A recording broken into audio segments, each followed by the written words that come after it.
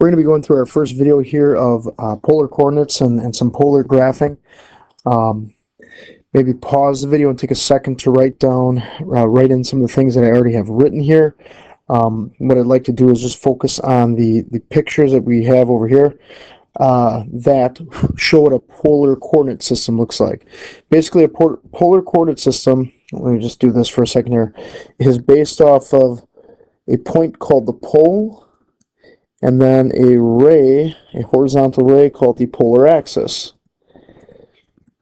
And instead of like our Cartesian or rectangular coordinate system, where we have the x and y axis, and we're told what an x and y coordinates are in order to go horizontal and then vertical, it could be left or right and then up or down.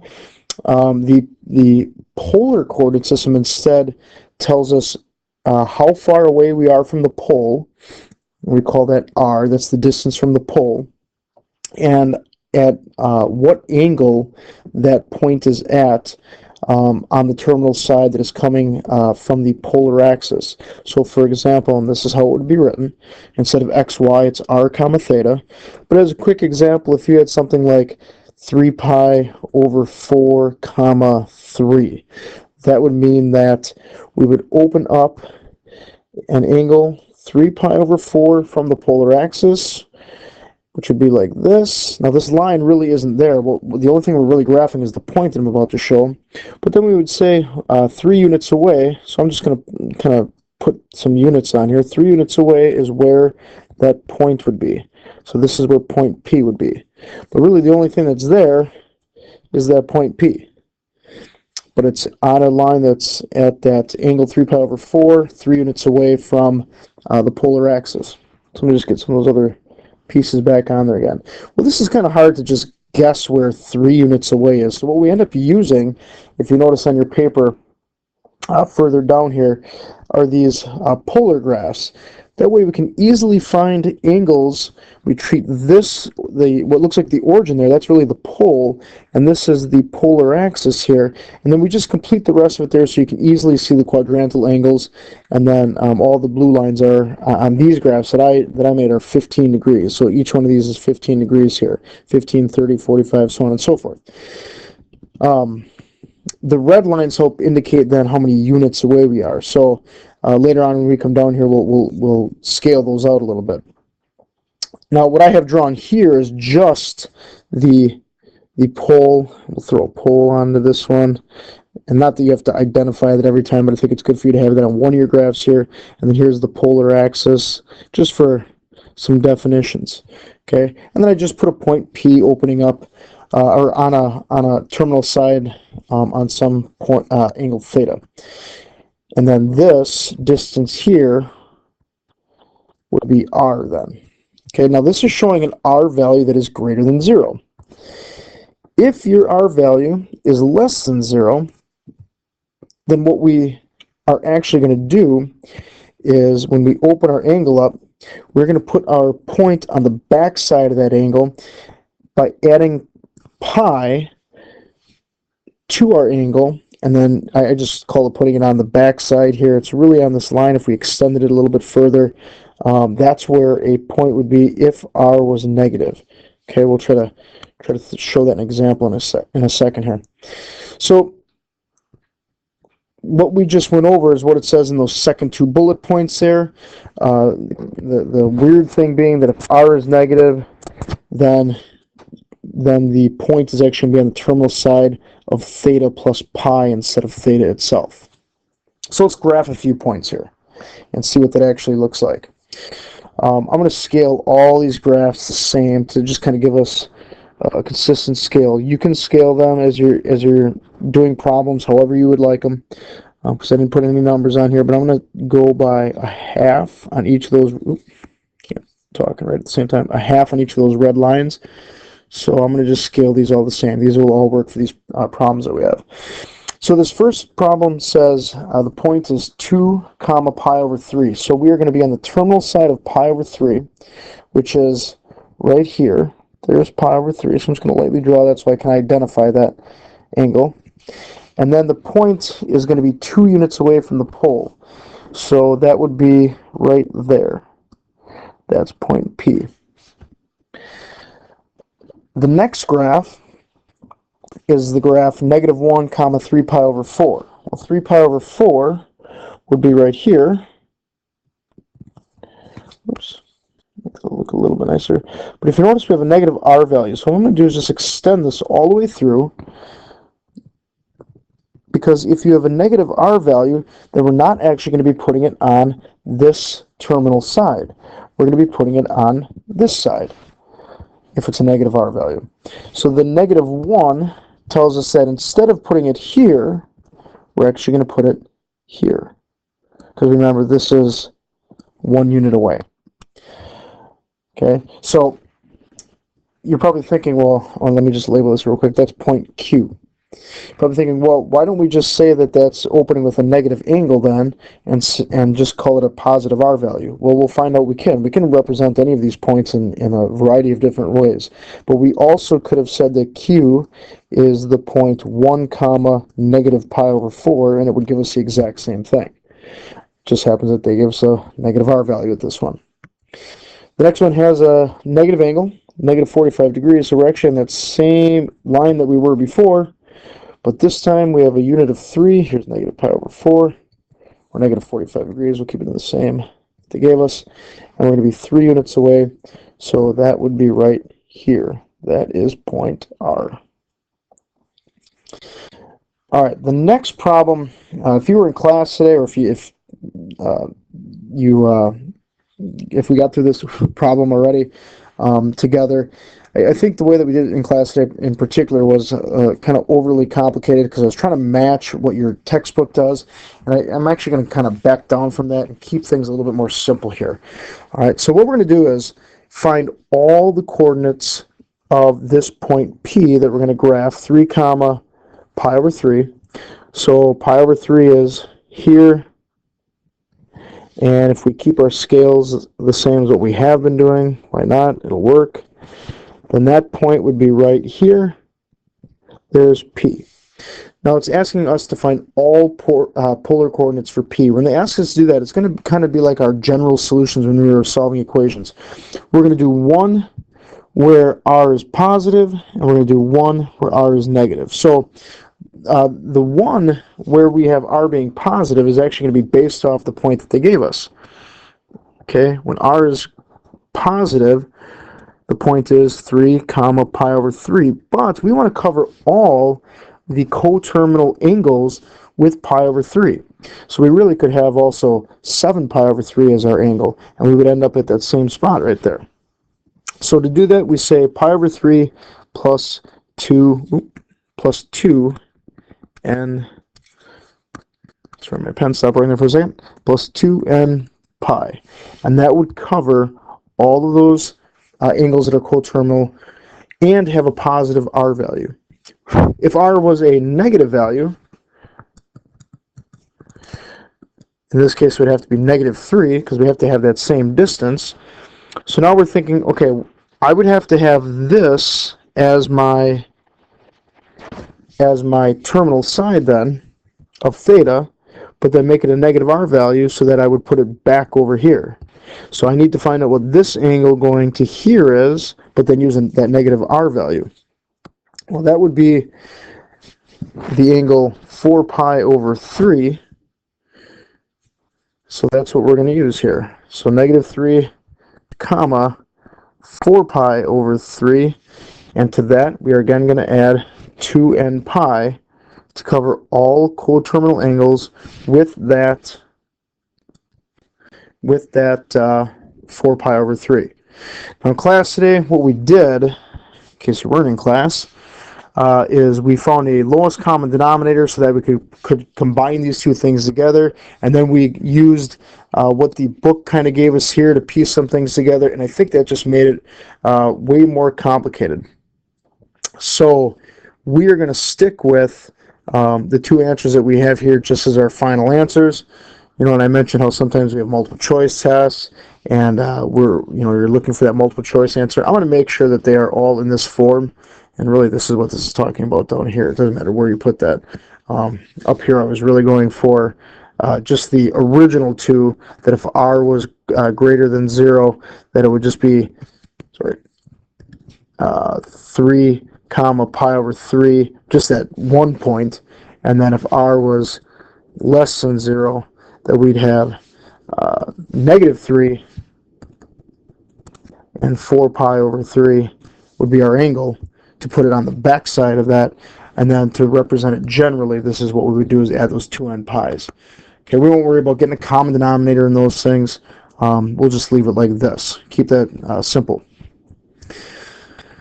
So for the next couple of things we're going to do, we need to use some equations that should look pretty familiar, or some concepts that should look pretty familiar.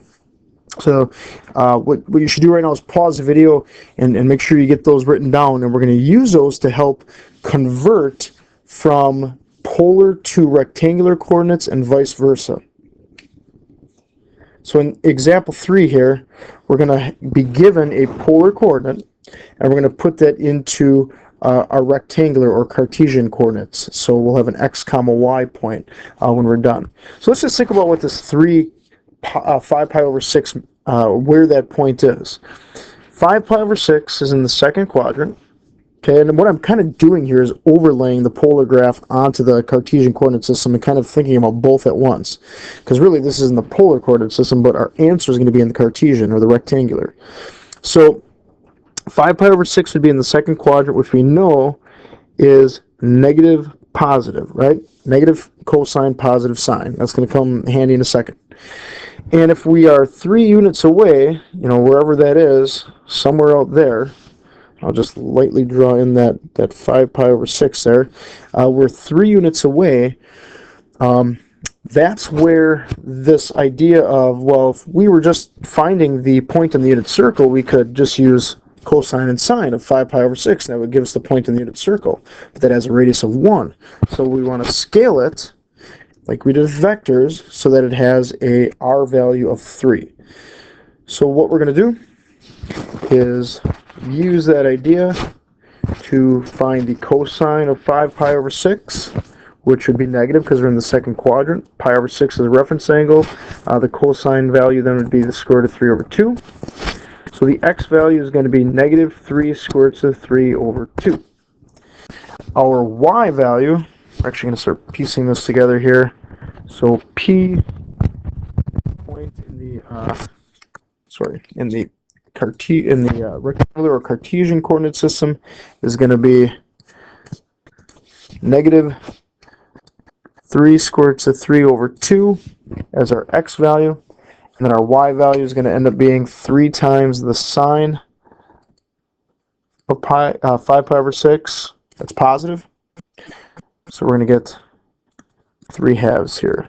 So that is the exact answer. We're also going to give this one in an approximate answer as well. So if you just threw that into your calculator, either that or the actual calculation that we did to get that there, what you're going to get is negative 2.6, and then obviously 3 halves is 1.5. Okay, point Q is at 2 comma negative 200. So we'll start this way that we started the last one and think about where that is. Negative 200 would be in the second quadrant again. So we have the same positive, negative, positive cosine, negative sine. The reference angle this time, though, is something that is not going to be very useful to us. Negative 200 is 40 degrees past, well, I have 40. That's not right. That is 20 degrees past 180. You know what? I don't have my calculator, so I can't find out what that is. So we're just going to leave this as an exact answer. I'm not going to be able to approximate that. So here's what we're going to have. I'm just going to write my answer like this. We know it's going to be 2 times the cosine of negative 200 and 2 times the sine of negative 200. Okay, that's what our answer is going to be. I think I do have these values. I believe are correct that I've written on my paper here. Negative 1.88, 0.68. I think I just wrote my reference angle on my paper I have down as being 40 degrees, but it should be 20 degrees. Actually, if you check that key out online, notice that mine is wrong. It should be 20 degrees as a reference angle.